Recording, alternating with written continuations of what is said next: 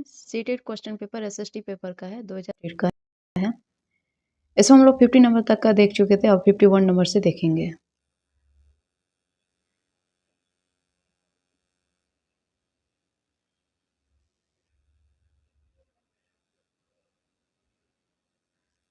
Read the statements with regard to history curriculum for school and choose the appropriate option. Statement A में है कि historians began to recognize that school-going children need to be introduced to culture and social history of India. Statement R में है कि the traditional approach to writing story for children based on political history led students to lose interest in the subject and made the subject unpopular. तो option में है कि first वाला option में both A and R true and R is the correct explanation of A. Second में कि both A and R true and R is not the correct explanation of A. Third में है कि A is true but R is false. Fourth में कि A is false but R is true. अब हिंदी वाला में हम लोग देखते हैं, ठीक है। क्वेश्चन पूछ रहा है कि विद्यालयों के लिए इतिहास पाठ्यचर्या के संदर्भ में निम्नलिखित कथनों को पढ़िए तथा उपयुक्त विकल्प का चयन कीजिए। तो कथन एक का है, इतिहासकारों ने यह मानना शुरू किया कि स्कूली बच्चों का जो भारत के सांस्कृतिक और सामाजिक इतिहास से परिचय कराना आवश्यक है। और कह रहा है क्वेश्चन आर में, बच्चों के लिए राजनीतिक इतिहास पर आधारित इतिहास लिखना एक परंपरागत उपागम है जो विषय में विद्यार्थियों की रुचि को कम करता है या घटाता है तथा विषय को उनमें अलोकप्रिय बनाता है। फर्स्ट ऑप्शन में है कि ए और आर दोनों सही है तथा आर ए की सही व्याख्या है। सेकंड में कह रहा है कि ए और आर दोनों सही हैं तथा आर ए की सही व्याख्या नहीं है। थर्ड में क्वेश्चन ऑप्शन है कि ए सही है परंतु आर गलत है, और फोर्थ में कि ए गलत है परंतु आर सही है। कौन सा वाला ऑप्शन सही होगा?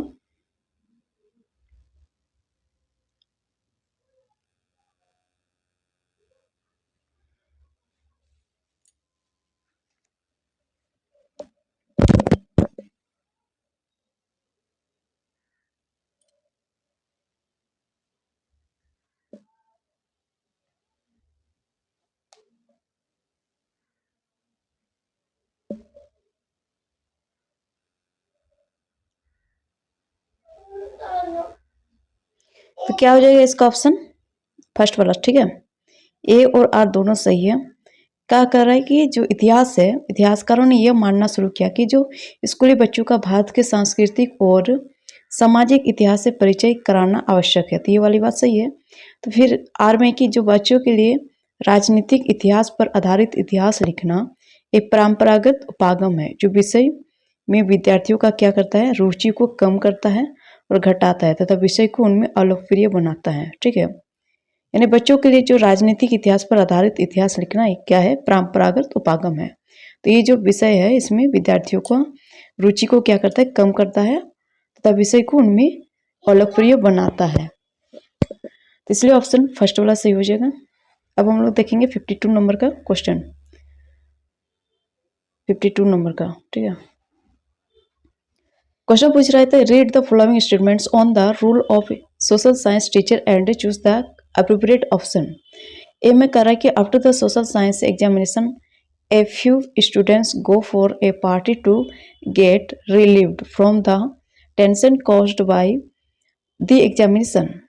आर में कह रहा है कि क्या है, insensitive vision of examinations led students to get more interest in social science subject over the years and hence should be encouraged। तो चूज द करेक्ट ऑप्शन में है, फर्स्ट में both A and R true and R is the correct explanation of A. Second में कह रहा है कि both A and R true but R is not the correct explanation of A. Third में कह रहा है कि A is true but R is false. Fourth में कह रहा है कि both A and R false, both A and R false. अब हम लोग देखेंगे हिंदी वाला में। कर रहे क्वेश्चन की सामाजिक विज्ञान के शिक्षक की भूमिका पर निम्नलिखित कथनों को पढ़िए और उपयुक्त विकल्प का चयन कीजिए। ए में करा कि सामाजिक विज्ञान की परीक्षा के पश्चात कई विद्यार्थी परीक्षा से उत्पन्न चिंता से मुक्त होने के लिए एक पार्टी में जाते हैं। और आर में करा कि वर्षों से परीक्षाओं को प्रेरक परक बनाने से विद्यार्थियों में सामाजिक विज्ञान की क्या है प्रति रुचि बढ़ी है और इसलिए इसे प्रोत्साहित करना चाहिए। तो सही विकल्प का चुनना है। फर्स्ट में करा है कि ए और आर दोनों सही है और ए की आर सही व्याख्या करता है। सेकंड में कि ए और आर दोनों सही हैं लेकिन ए की आर सही व्याख्या नहीं है। थर्ड में करा है कि ए सही है लेकिन आर गलत है। फोर्थ में करा है कि ए और आर दोनों गलत है। कौन सा वाला ऑप्शन सही होगा?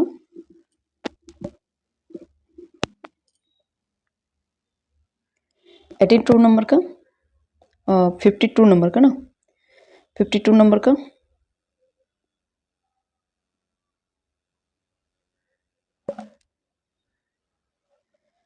तो इसका क्या हो जाएगा? जो सामाजिक विज्ञान है ना, ये परीक्षा के पश्चात कई विद्यार्थी परीक्षा से उत्पन्न चिंता से मुक्त होने के लिए एक पार्टी में जाते हैं।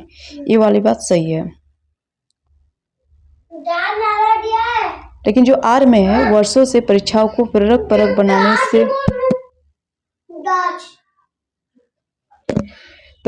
बनाने से विद्यार्थियों में सामाजिक विज्ञान की प्रति रुचि बढ़ी है, इसलिए इसे प्रोत्साहित करना चाहिए। तो ये वाली बात गलत है। ठीक है, ए सही है लेकिन आर गलत है। यानी 52 नंबर का क्या हो जाएगा? थर्ड वाला ऑप्शन सही होगा। ये थर्ड वाला ऑप्शन सही है।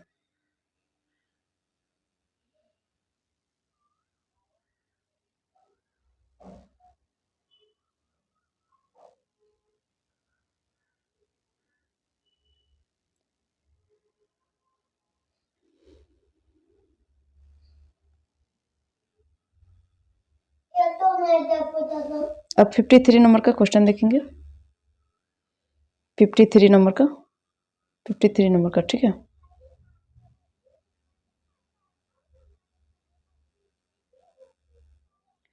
क्वेश्चन कर रहा है कि read the following statements with regard to social science curriculum development and choose the appropriate option.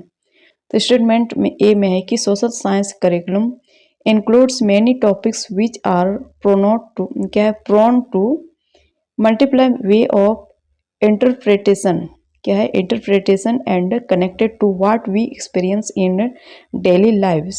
The statement are में कि social science carry normative responsibility to create and nurture values such as freedom, trust, mutual respect and respect for diversity. Option में है कि first वाला option में both A and R true and R is the correct explanation of A. Second में कि both A and R true and R is not the correct explanation of A. Third में कि A is true but R is false. Fourth में कि A is false but R is true. कौन सा वाला option हो जाएगा?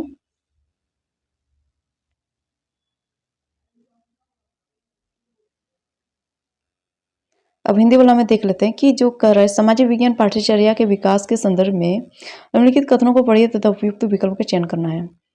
कथन ए में कह रहा है कि सामाजिक विज्ञान का ऐसे विषय को सम्मिलित करता है जो कि व्याख्या के बहुमार्गों की ओर प्रवृत्त हैं और जो हमारे दैनिक जीवन के अनुभव से जुड़े हैं। कथन आर में कि सामाजिक विज्ञान स्वतंत्रता, विश्वास, परस्पर सम्मान एवं विविधता के सम्मान जैसे मानवीय मूल्यों को निर्माण करने और उन्हें पोषित करने की सैद्धांतिक जिम्मेदारी का भी वहन करता है। तो विकल्प में है कि ए और आर दोनों सही हैं तथा आर ए की सही व्याख्या है। सेकंड में कह रहा है कि ए और आर दोनों सही हैं तथा आर ए की सही व्याख्या नहीं है। थर्ड में कह रहा है कि ए सही है परंतु आर गलत है। फोर्थ में कि ए गलत है परंतु आर सही है। कौन सा वाला ऑप्शन सही हो जाएगा?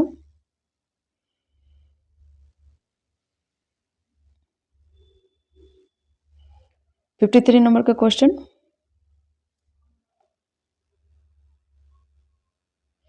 कौन सा वाला ऑप्शन हो जाएगा?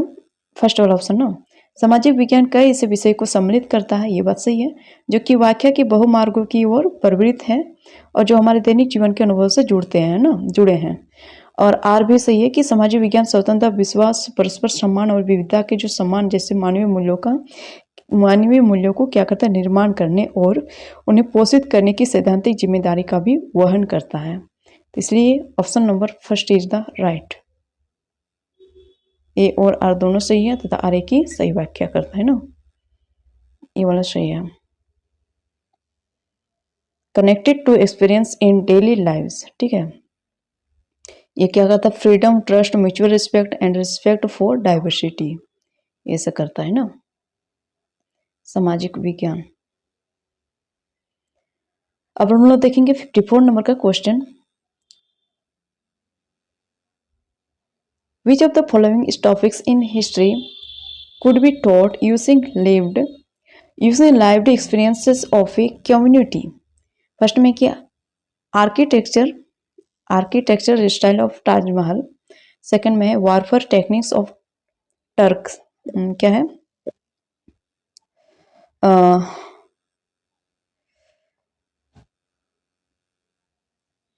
Warfare techniques of Turks, third में की पार्टीशन ऑफ इंडिया, फोर्थ में की रेवेन्यू सिस्टम ऑफ शाहजहां। तो architectural style of Taj Mahal, warfare technique of Turkish, फिर पार्टीशन ऑफ इंडिया या रेवेन्यू सिस्टम ऑफ शाहजहां। तो क्या है, which of the following topics in history could be thought teaching lived experience of a community. तो experience, lived experience क्या है, तो क्या हो जाएगा, एक समुदाय के जरिए, एक समुदाय के जिए गए अनुभव के जो प्रयास से इतिहास में निम्नलिखित में से कौन सा विषय पढ़ाया जा सकता है। तो फर्स्ट में ताजमहल की वास्तुशिल्प शैली, या फिर तुर्कों की युद्ध की तकनीक, या फिर भारत का विभाजन, फोर्थ में शाहजहां की राजस्व व्यवस्था। कौन सा वाला ऑप्शन हो जाएगा, जो जिए गए अनुभव के प्रयोग से इतिहास में निम्नलिखित में से विषय पढ़ाया जा सकता है। तो 54 नंबर का कौन सा वाला ऑप्शन सही हो जाएगा, यानी ये भारत का विभाजन ना, ये एक समुदाय के जिए गए अनुभव के प्रयोग से इतिहास में निम्नलिखित क्या कहते हैं, निम्नलिखित में से इस विषय पर पढ़ाया जा सकता है, यानी भारत का विभाजन है, ये अनुभव के आधार पर है ना। एक समुदाय यहाँ पर रहे थे, जब विभाजन हुआ तो उन लोग का भी एक जगह से दूसरे जगह विस्थापन होना पड़ा। अब हम लोग देखेंगे 55 नंबर का क्वेश्चन। क्वेश्चन कर रहा है कि suppose a social science teacher wishes to develop rubric for the, थोड़ा इसको बड़ा कर लेता हूँ, okay, rubric for the topic mineral resource, which of the following would become part of the construction of a rubric. A में की rating scale, B में की परफॉर्मेंस क्राइटेरिया, सी में की सोशल साइंस गोल्स, डी में लर्निंग आउटकम्स।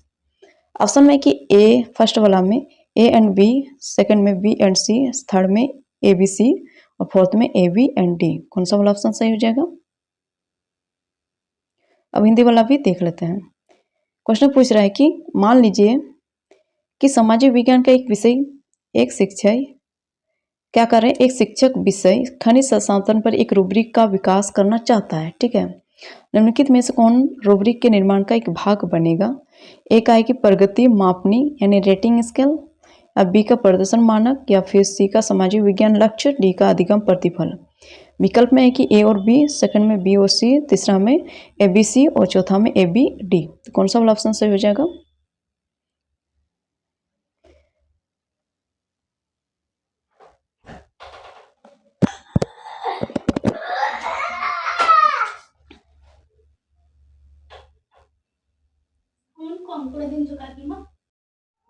क्या आ जाएगा।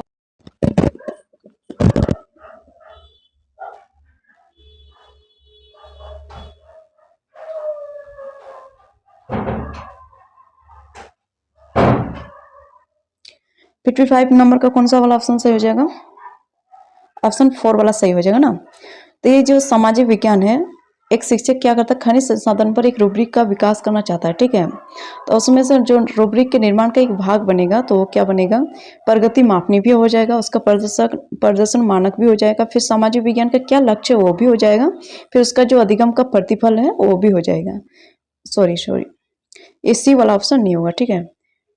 सामाजिक विज्ञान का लक्ष्य ये वाला नहीं होगा, बल्कि ये वाला हो जाएगा, डी वाला, A B C D, A B D, okay, A B और डी। प्रगति मापनी क्या है? प्रगति मापनी यानी रेटिंग स्केल। प्रदर्शन मानक, इसके बाद क्या है? अधिगम प्रतिफल। ये सामाजिक विज्ञान लक्ष्य वाला नहीं होगा, सी वाला ऑप्शन नहीं होगा। 55 नंबर का ऑप्शन 4 वाला सही हो गया। ठीक,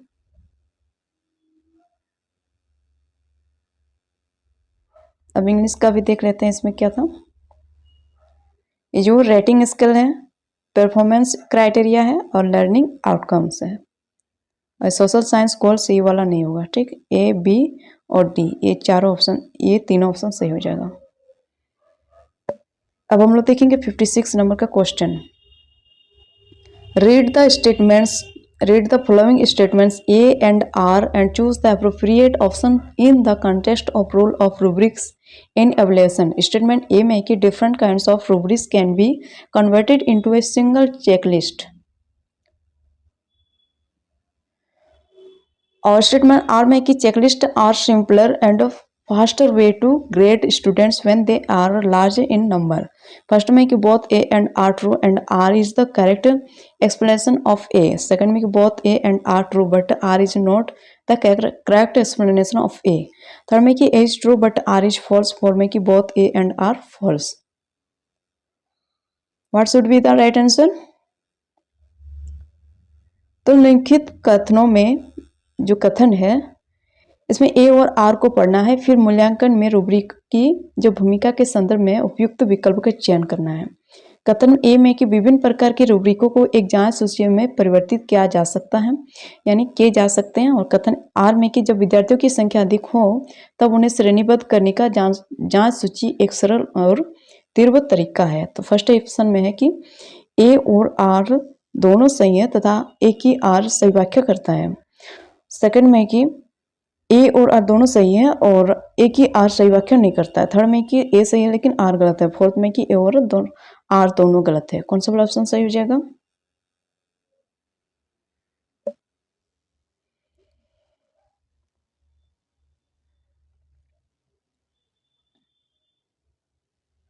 इसमें देखिए, जो विभिन्न प्रकार के रूब्रिक है ना, इसको एक जांच सूची में परिवर्तित किए जा सकते हैं। ठीक है, और जब विद्यार्थियों की संख्या अधिक हो तब क्या होता है? उन्हें श्रेणीबद्ध करने का जांच सूची एक सरल और तीव्र तरीका है। सही बात है, ये दोनों सही है, इसलिए फर्स्ट वाला ऑप्शन सही हो जाएगा। ए और आर दोनों सही है तथा आर ए की सही व्याख्या करता है। इंग्लिश में भी है कि different kinds of rubric can be converted into a single checklist. Okay, और checklist R simpler and faster way to grade students when they are large in number. Okay, तो फर्स्ट वाला option is right. Both A and R true and R is the correct explanation of A. अब हम लोग देखेंगे 57 number का question. When a social science teacher conduct quiz program on less known freedom fighters in India she is involved in। एक है कि authentic assessment, B का है कि ट्रेडिशनल असेसमेंट, सी का है कि डायग्नोस्टिक असेसमेंट, डी का है कि फॉर्मेटिव असेसमेंट। तो option is one only A, second only A and B, only A and D, और थर्ड में कि only B and C, fourth में कि ओनली बी एंड डी। अब हिंदी वाला में देखते हैं कि जब सामाजिक विज्ञान की एक शिक्षिका क्या करती है, भारत में निम्न ज्ञान यानी निम्न ज्ञात लेसर नॉन, निम्न ज्ञात यानी लेसर नॉन स्वतंत्रता सेनानियों पर एक प्रश्नोत्तरी का संचालन करती है, तो वो सम्मिलित है। फर्स्ट में कि प्रमाणिक आकलन में, बी में कि जो पारंपरिक आकलन में, फिर सी में नैदानिक आकलन में, डी में कि निर्माणात्मक आकलन में। तो केवल ए और डी, केवल बी और सी, या फिर केवल बी और डी, कौन सा ऑप्शन सही हो जाएगा?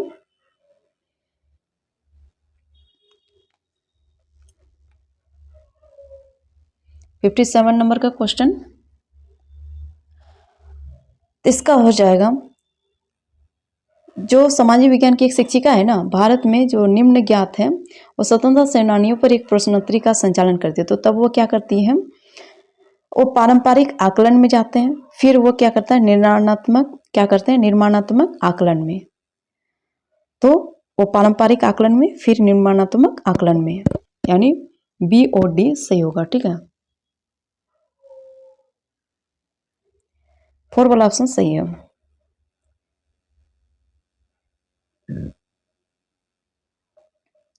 यानी social science teacher conduct quiz programme on lesser known freedom fighters in India. C is involve in क्या कहता है ट्रेडिशनल असेसमेंट, डी में की formative assessment. Only B and D option is right. 57 number का था ना। अब हम लोग देखें 58 नंबर का। विच of the following questions assess mainly the social science learning outcomes able to recall and remember facts, figures and process। एक है कि how can a school help in ending caste-based Indian society। B में कि how does the parliament exercise control over the union executive और how can it be made more effective। सी में कि how many countries are part of ASEAN, name them। D में कि name some district of Rajasthan which share boundaries with Pakistan. Option में कि first वाला only A B and C, second में only B C and D, third में only B and C. तो फिर fourth में हो जाएगा ओनली सी एंड डी। अब हिंदी वाला में देखते हैं कि जो निम्नलिखित में से कौन से प्रश्न सामाजिक विज्ञान में मुख्यतः तथ्यों, आकृति और प्रक्रमों को पुनः स्मरण और याद करने की योग्यता का क्या करता है, आकलन करते हैं। पहला एक है कि एक विद्यालय जाति आधारित भारतीय समाज को समाप्त करने में किस प्रकार सहायता कर सकता है, और बी में कि संसद केंद्रीय कार्यपालिका पर किस प्रकार नियंत्रण कर सकती है, इसे और अधिक प्रभावशाली कैसे बनाया जा सकता है, और सी का है कि कितने देश आसियान का एक भाग है और इनके नाम लिखिए, और डी में कि राजस्थान के ऐसे कुछ जिलों के नाम लिखिए जो अपनी सीमाएं पाकिस्तान से साझा करता है।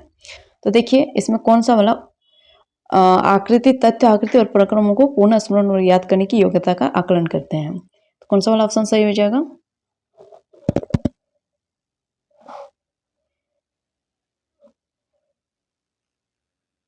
तो देखिए एक क्वेश्चन क्या पूछा है, तथ्य और आकृति और प्रक्रम को पुनः याद करने के लिए बोला है ना। तो देखिए कितने देश आसियान का एक भाग है, तो कितने देश तो याद वाला है, रिकॉल करने वाला है, और जो डी में है राजस्थान के ऐसे कुछ जिलों के नाम लिखे जो अपनी सीमाएं पाकिस्तान से करती है, तो ये भी रिकॉल वाला है, याद करने वाला है। तो केवल सी और डी ऑप्शन नंबर 4 सही हो जाएगा। 58 नंबर का क्वेश्चन, ठीक है। यानी how many countries are part of ASEAN name, D का name some district of Rajasthan which share boundaries with Pakistan, यानी फोर्थ वाला ऑप्शन सही हो जाएगा। अब हम लोग देखेंगे 59 नंबर का क्वेश्चन।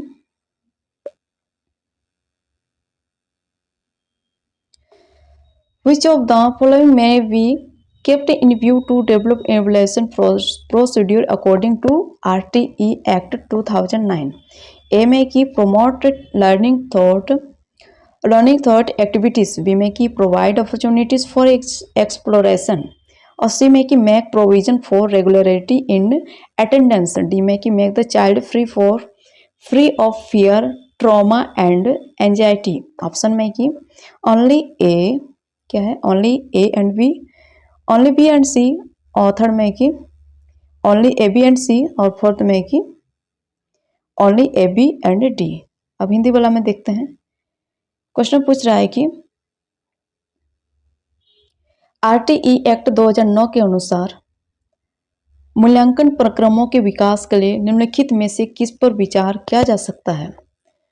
तो ए का है कि क्रियाकलापों द्वारा अधिगम को प्रोन्नत करना, बी में है कि अन्वेषण के लिए अवसर प्रदान करना, और सी में कह रहा है कि उपस्थिति में नियमितता का प्रबंध करना, और डी में कि भय, सदमे एवं चिंता से बच्चों को मुक्त करना। तो विकल्प में है कि केवल ए और बी, और दूसरा में है कि केवल बी और सी, और केवल ए बी और सी तीसरा वाला ऑप्शन में था, और चौथा वाला विकल्प में है कि ए बी और डी। कौन सा वाला विकल्प सही होगा। 59 नंबर का क्वेश्चन का आंसर क्या हो जाएगा। तो देखिए आरटीई एक्ट यानी चौथा वाला ऑप्शन सही हो जाएगा, ठीक है। केवल ए बी और डी क्रियाकलापों द्वारा अधिगम को प्रोन्नत करना है, और बी में क्या कि अन्वेषण के लिए अवसर प्रदान करना है, और भय, सदमे एवं चिंता से मुक्त बच्चे को क्या करना है, मुक्त करना है। तो ये वाला तीनों सही होगा, A B D. Okay 88 number का 4 वाला ऑप्शन सही हो जाएगा।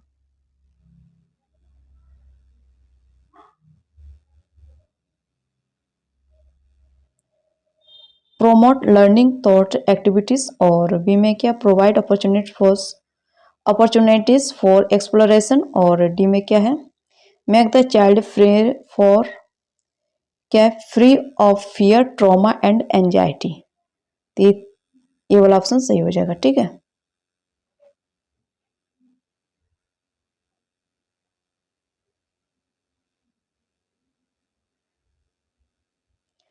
अब हम लोग देखेंगे 16 नंबर का क्वेश्चन।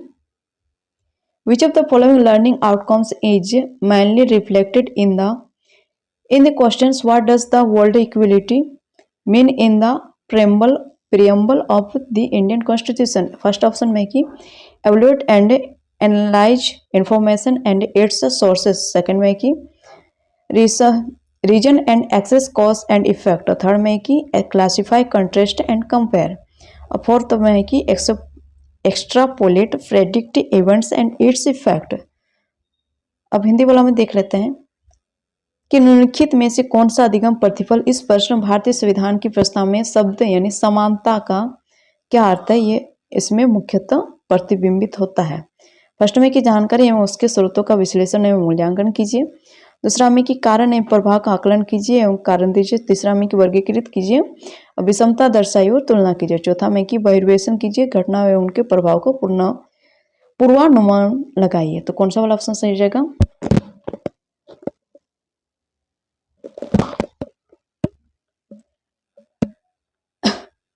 तो भारतीय संविधान की प्रस्तावना में शब्द यानी समानता का क्या अर्थ है, इसका अर्थ पता करने के लिए हम लोग क्या करेंगे, जानकारी जो मिला है ना उसके स्रोतों का विश्लेषण करेंगे और उसका मूल्यांकन करेंगे। तो फर्स्ट वाला ऑप्शन इज द राइट। ठीक है, फर्स्ट वाला ऑप्शन सही हो जाएगा।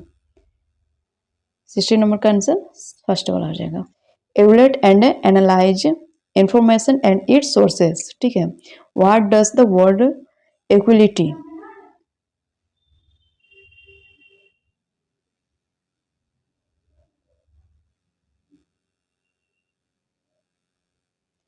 ठीक है, ये वाला ऑप्शन सही हो गया।